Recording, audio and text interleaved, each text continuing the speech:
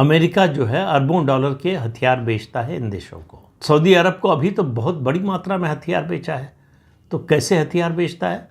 Saudi अरब को जितने का हथियार इस दौरे में बेचा है डोनाल्ड ट्रंप ने, वो भारत की जो कुल भारत का रक्षा खर्च है, रक्षा बजट है, उसके लगभग दोगुने के बराबर है।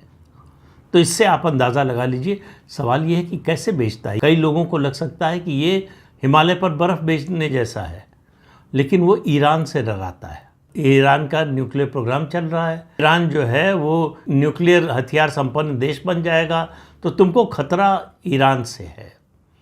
तो मुस्लिम लीडरशिप की जो लड़ाई है उसको अमेरिका और बढ़ाता है और उसके जरिए अपना हथियार बेचता है।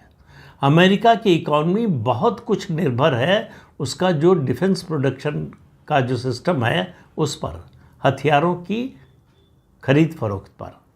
खरीदता तो है नहीं, बेचता ही है। तो युद्ध होगा तो उसको बेचने का मौका मिलेगा। अगर युद्ध ना हो तो युद्ध की आशंका से डराओ, तब हथियार बेचो। तो अमेरिका की दादागिरी पूरी दुनिया मानती है, लेकिन मैं इसकी शुरुआत करूंगा, बहुत इतिहास में पीछे नहीं जाऊंगा, सिर्फ जो अफ़गानिस्तान में हुआ। उस समय जो बाइडेन राष्ट्रपति थे अमेरिका के, अमेरिका की फ़ौजें वहाँ से जिस तरह से भागी हैं, दुनिया के इतिहास में आपको कोई दूसरा उदाहरण शायद नहीं मिलेगा।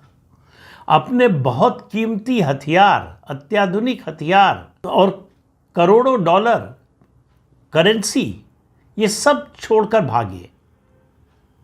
और किसी तरह से ऐसा लग रहा था कि जैसे अमेरिका के सैनिक जान बचाकर भाग रहे हैं और अफ़गानिस्तान से निकल आए। वहाँ से उसकी जो छवि गिरी है दुनिया में, किसी ने कुछ कहा नहीं, लेकिन सबको मालूम हो गया कि अमेरिका की ये जो छवि बनी थी कि वो अजेय है, वो छवि टूट गई। हालांकि वो छवि तो वियतनाम ने तोड़ दी थी। छोटा सा देश बरसों बरस अमेरिका से लड़ा, हार नहीं मानी और फिर से उठ खड़ा हुआ। इसके अलावा भी आपको उदाहरण मिल जाएंगे, लेकिन सबसे ताज़ा उदाहरण अफ़गानिस्तान का है। लेकिन मैं अफ़गानिस्तान की या वियतनाम की या अमेरिका ने कहाँ क्या किया, कहाँ जीता कहाँ हारा, उसकी बात नहीं कर रहा हूँ। अभी जो स्थिति हो गई है, डोनाल्ड ट्रंप ने जो स्थिति बना दी है, अमेरिका के राष्ट्रपति के पद को मजाक बना दिया है।